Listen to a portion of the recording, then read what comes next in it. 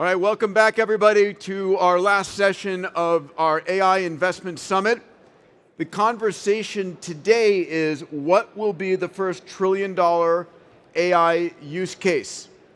Joining me on stage is Bill Gross, founder and CEO of Idealab, one of the world's longest-running startup incubators, the creator of 150 companies in AI, clean energy, and robotics. Bill Gross, welcome, everybody, welcome. And also up, Eric Jang, VP of AI at 1X Technologies, leading development of embodied AI for humanoid robots, formerly a senior researcher at Google Brain. Eric, a pleasure to have you. Gentlemen, take a seat. So, you know, we're getting to a point where a trillion here, a trillion there is becoming a lot more frequently used term. And it's numbing us to this extraordinary capability. So Bill, you are, for me, one of the most extraordinary entrepreneurs of our age. You have created so many companies and so much value, really riding the dot-com revolution into the AI revolution.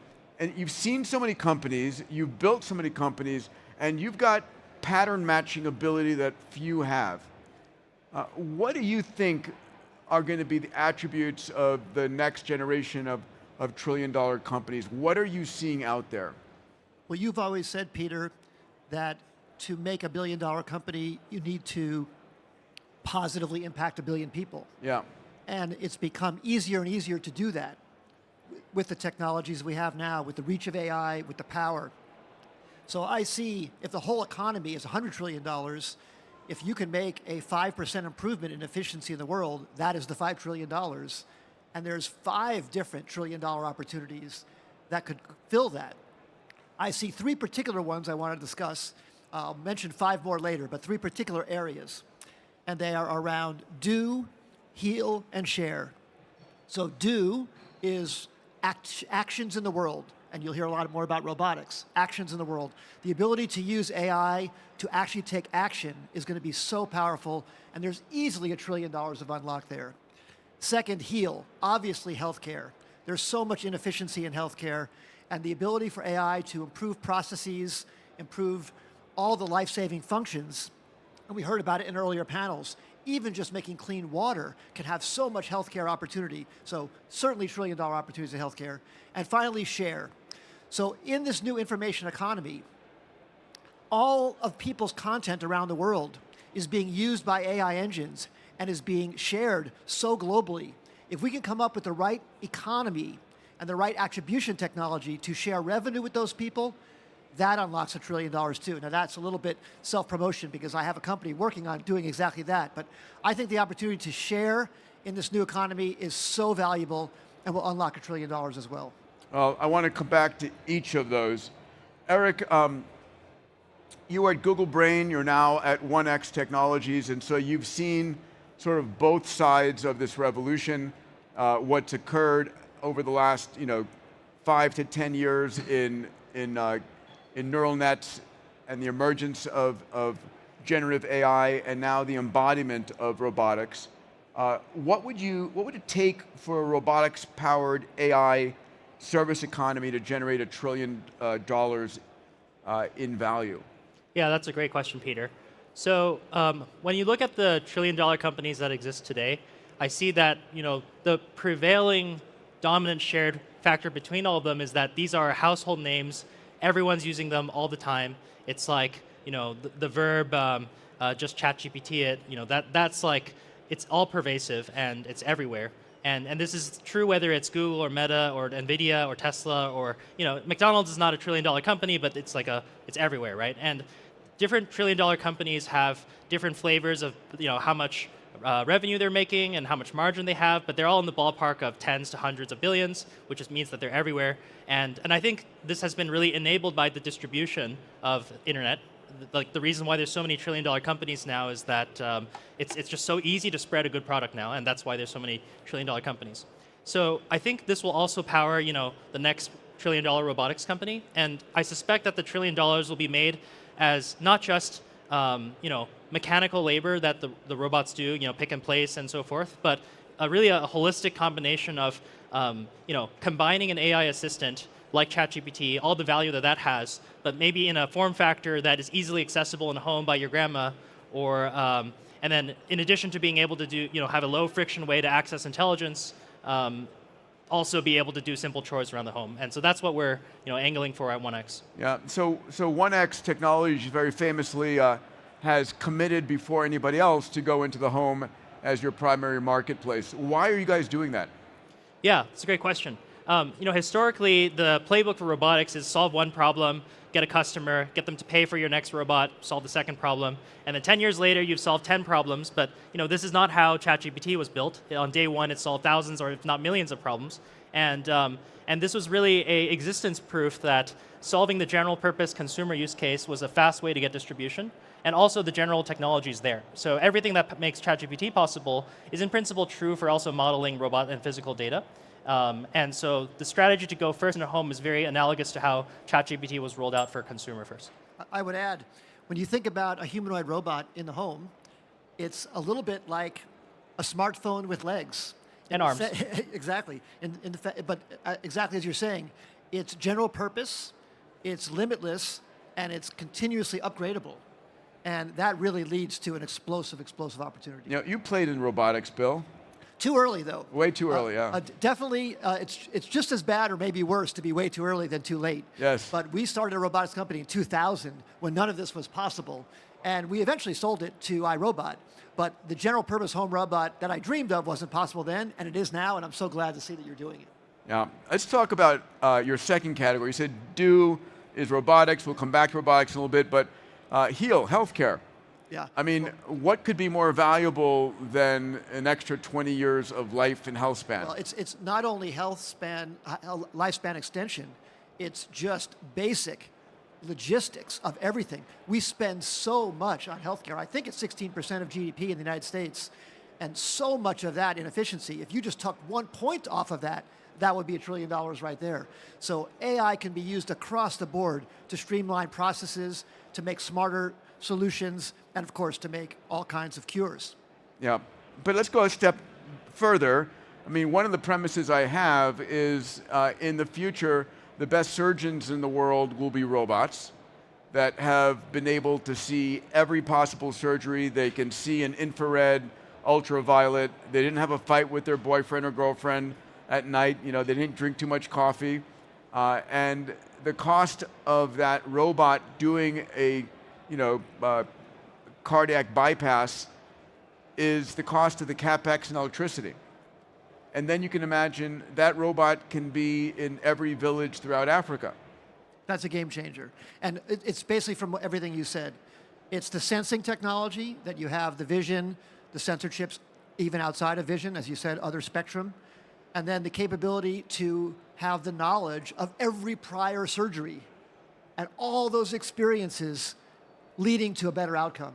So it's going to change everything. And like you said, that's easily $1 trillion right there, even just on the surgery side, let alone all the other aspects of healing. One of the questions I ask when I'm talking to family offices or large groups of ultra high net worth individuals, how much of your capital, you're 75 or 80 years old, how much of your capital would you give to be 30 years younger with everything you know today? Wouldn't it be almost all of it? Almost all of it. It truly is, which at the end of the day, longevity in that category puts it at a multi-trillion-dollar marketplace. Something else that you said is very interesting about putting the robot in every village. Think about in the time of Leonardo da Vinci, where he drew all these inventions, he had all these ideas, and the total reach that his ideas could go was maybe from Milan to Rome, as far as he could go on a horse. But now these ideas can reach everywhere. So we're living in a time that's just unbelievable. I think we'll look back at maybe this year, 2025, or certainly this decade, as almost like BC and AD when we look back on the transition that we're having. Which we should name it right now. So it's BA and AA. If I can also add, Leonardo da Vinci is a good example here. He had brilliant ideas, very creative, had deep insight into a lot of new problems, and really pushed the forefront of the creative space, but he couldn't execute. And I think that one of the things I'm most excited about with AI technology broadly enabling the next set of trillion-dollar companies is that it enables like the next Leonardo da Vinci, who may not have formal training, to actually execute his or her ideas. And I think if Leonardo had ChatGPT to help him, he could have realized some calculation mistakes he made in some of his ornithopters and so forth. Can I use that as a segue to talk about sharing? Of course, please. Okay, so with search engines, over the last 20, 25 years with Google, you could search and it would give you breadcrumbs to an answer. You'd get your links, you would have to go explore. With AI engines, you just get the answer. It's absolutely unbelievable, and that's going to change everything. It already has. I bet everybody in the room here has their favorite between Claude or ChatGPT or Perplexity or whatever they use, Grok, and everybody's. Think about 3 years ago, you wouldn't even known of any of those names, and let alone now every one of you use one of those every day. So that change has been very, very fast. And the movement to AI answer engines will be complete this decade, and you will never do anything other than that. But all the content that goes into those answer engines, like the brilliant Leonardo da Vinci that might be sitting somewhere in India right now or wherever they might be, is being snarfed up, shoplifted, and regurgitated to people valuably, but without any compensation to the creator. And if we can use AI to make a fair compensation attribution system, that will really, really power things in a very incredible way, because now anyone with an idea anywhere on Earth can contribute and get a royalty check. And that's my dream about how we make the sharing economy work. And think about how that's happened in other areas. It works on Spotify, where musicians get a revenue share. It works on YouTube, where creators get a revenue share. Why shouldn't that work in AI? So if we can make that happen, it's a $1 trillion opportunity, but it's also democratizing for ideas to come from anywhere on the planet. What's the company that you've built to do that? So my company, ProRata, is working to do that.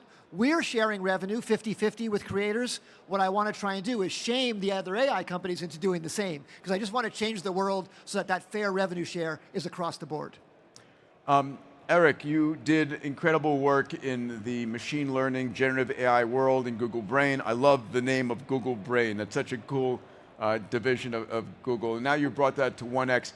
Can you talk about, I'm imagining that the robots of today should be running, call it Gemini 3, GPT-5,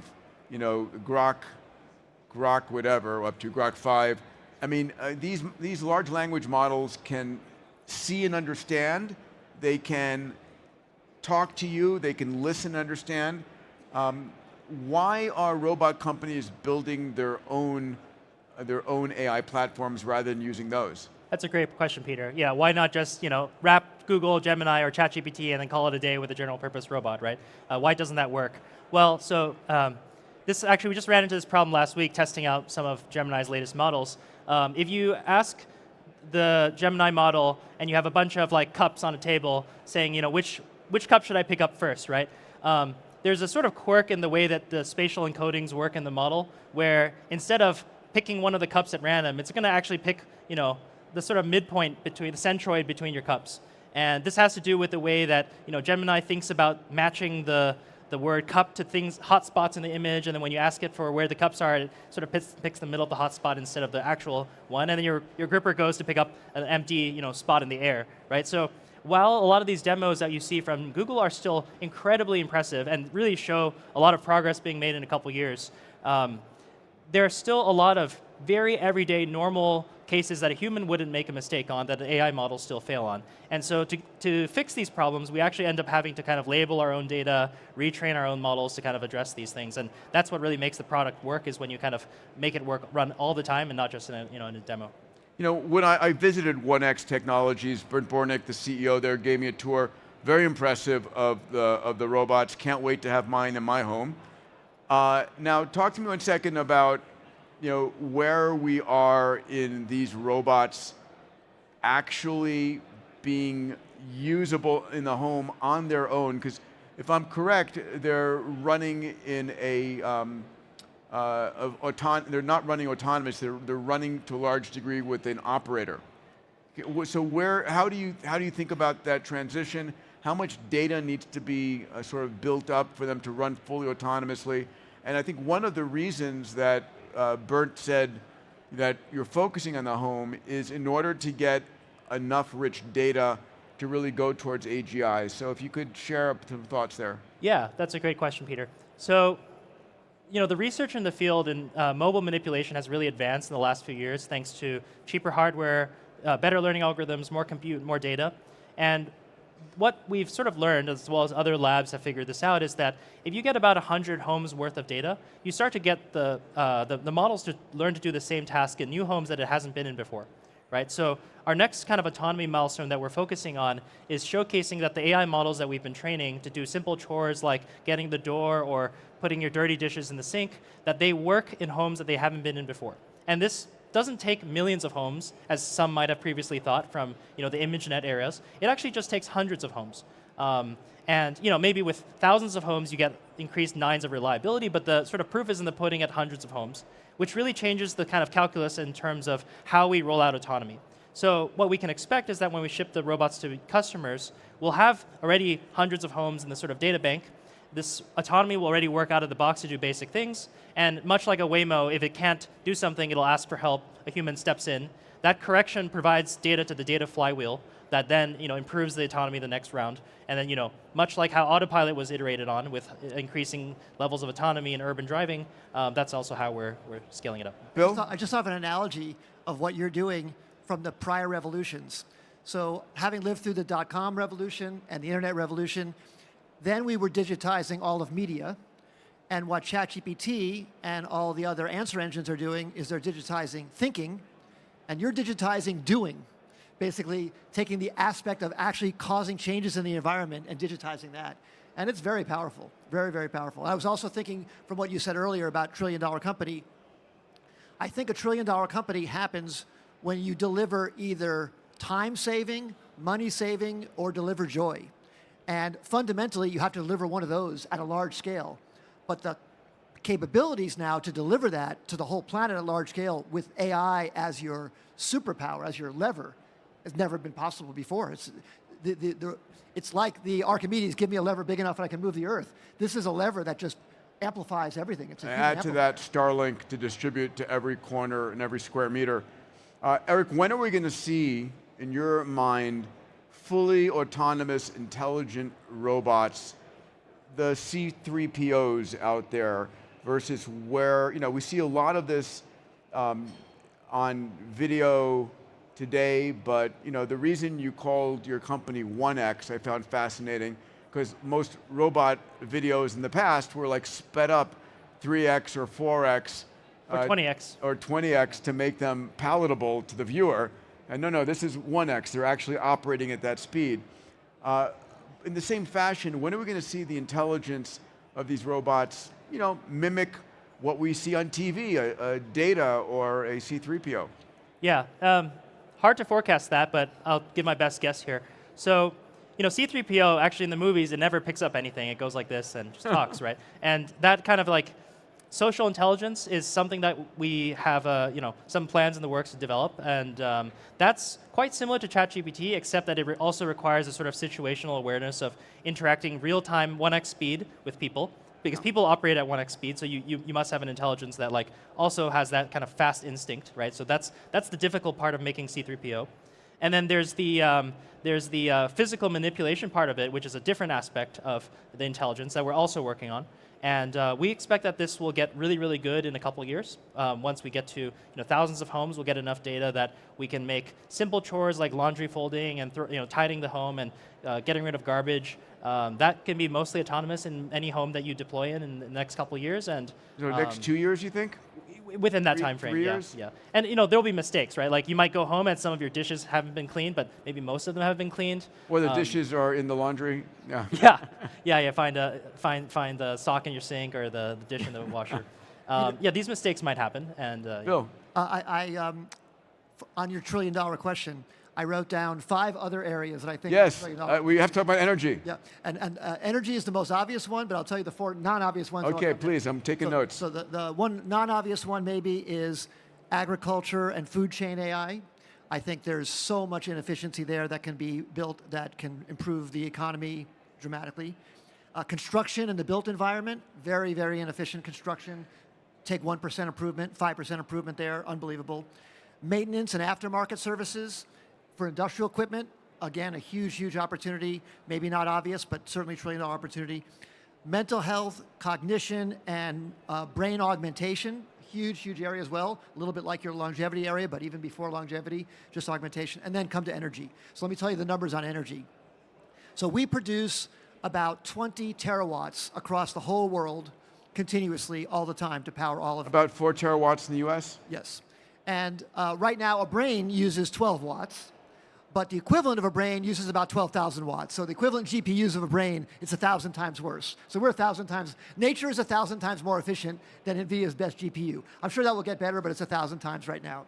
So you once said at one of your conferences, imagine an island with 1 billion PhDs that could work 24/7 for the cost of electricity. Well, 1 billion PhDs times 12,000 watts is 12 terawatts. That's about half the power of the planet right now. Interesting. So we need to make another half the planet of power.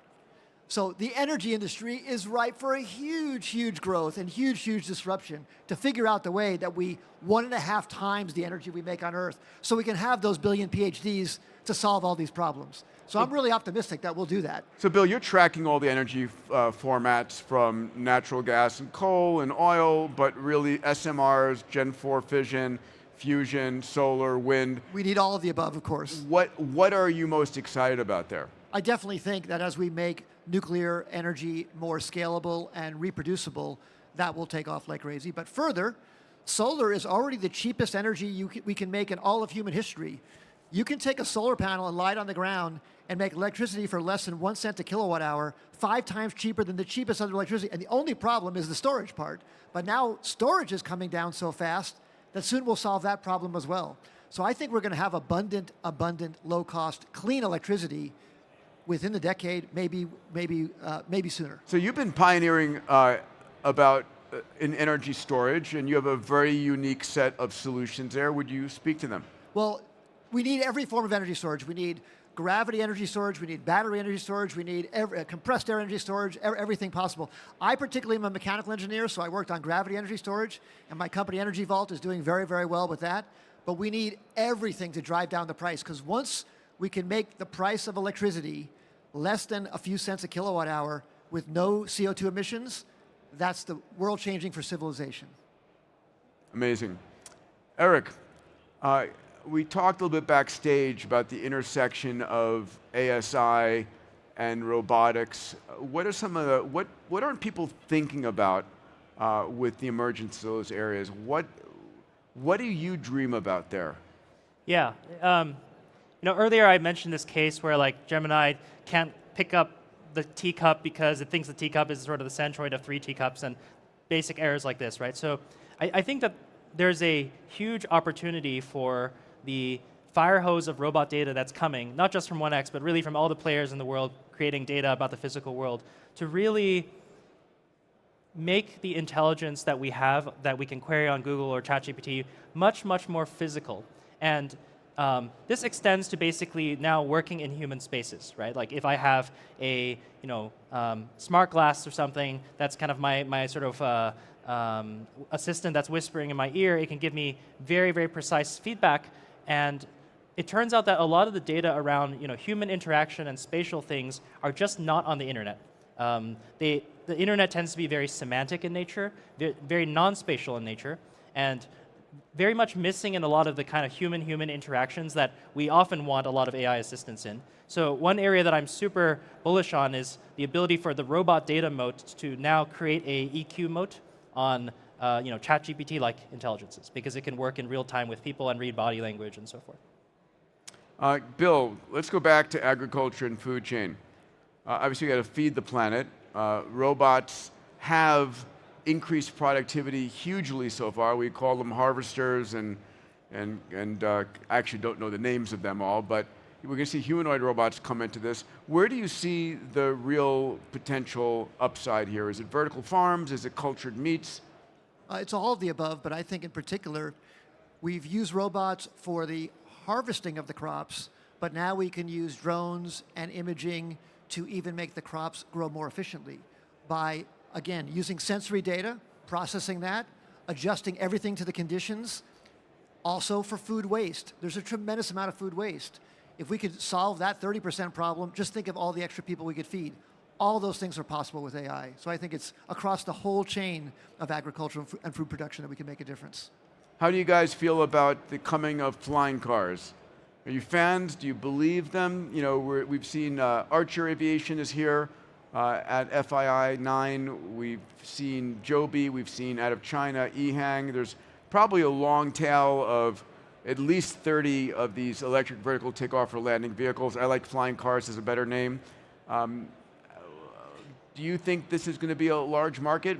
Oh, I think it's going to be huge. I know that Archer has a deal with the LA 2028 Olympics. Can't wait. And I can't wait to take one to skip over the 405 freeway and avoid that traffic jam. Yeah, you and I could, you know, it's like my trip to Pasadena is going to take me an hour. I can make it there in 5. And I was talking to the CEO of Archer, who was here yesterday, Adam, about how the autonomy challenge in a flying vehicle is so much easier than the autonomy challenge on the ground, where you have kids that could run out, or people who could do strange things, and pedestrians and other cars, but you have clear line of sight of where you're going, and you can do so much better autonomy. So at the beginning, all of these will have pilots. Just for FAA reasons, they'll have to have pilots at the beginning. But over time, having an autonomous vehicle that take you from point to point with the clear view of the airspace is really, really exciting, and I definitely think that's I think one of the most interesting implications are going to be the arbitrage around real estate. Real estate that's gorgeous and amazing, but hard to get to and depressed because of that access issue will now open up and flourish. Well, think about how freeways change the economics of real estate. A freeway gets built out to a new area, now people can live there and get to work. This eliminates that 50-fold by making it so much more efficient. So I think it's going to really, really open up a lot of opportunities. Eric, what are your thoughts? I'm not an expert on the economics of eVTOLs, but I like that the technology that it drives forward is cool. Quiet, high torque density motors are always great, or high speed motors are good. It's hard to predict where technology kind of has cross-pollination with other fields, and I think anyone who's working on building advanced quiet mechanical systems that are energy efficient and lightweight are probably going to benefit, other fields like robotics down the line. And but yeah. All right, closing thoughts on again the trillion-dollar markets. What happens when we have all of these trillion-dollar markets? Is this just the result of inflation? Or is this that we're really just increasing the global GDP or whatever we want to measure? I feel we're increasing the global GDP. Again, go back to the $100 trillion global GDP. If you make the world 20% more efficient, there's $20 trillion sitting there. And I think that opens up $20 trillion opportunities across the board. So I think it's a very, very exciting time, because never did you have a lever large enough or a planet reachable enough to move the whole globe by 20%, and now you do. Amazing. Eric, your closing thoughts. When I think about trillion-dollar companies, I don't think about them as wealthy denominated in fiat currency. I think about them as really wealthy in something else, right? So Meta is like wealthy in attention. Tesla is wealthy in heavy industry and the whole Elon Musk complex of robots and bots and AI and so forth. And rockets. Yes. And there's something kind of qualitatively different about a $1 trillion company compared to like a $10 billion or $100 billion company, which is that they've amassed they've cornered a certain kind of resource that's really important. And I think as we kind of advance with all these technology progresses, we're going to see companies that capture very interesting control over certain kinds of resources that other companies don't have. And I think we should stop thinking about wealth denominated in money at that point. Amazing. Ladies and gentlemen, give it up for these two amazing individuals, Bill Gross, Eric Jang. And that concludes our AI Mini Summit today. I hope you guys have enjoyed yourselves. We've covered everything from the future of trillion-dollar companies to how to find your trillion-dollar AI startup, and enjoy the rest of FII 9. Thank you, everybody.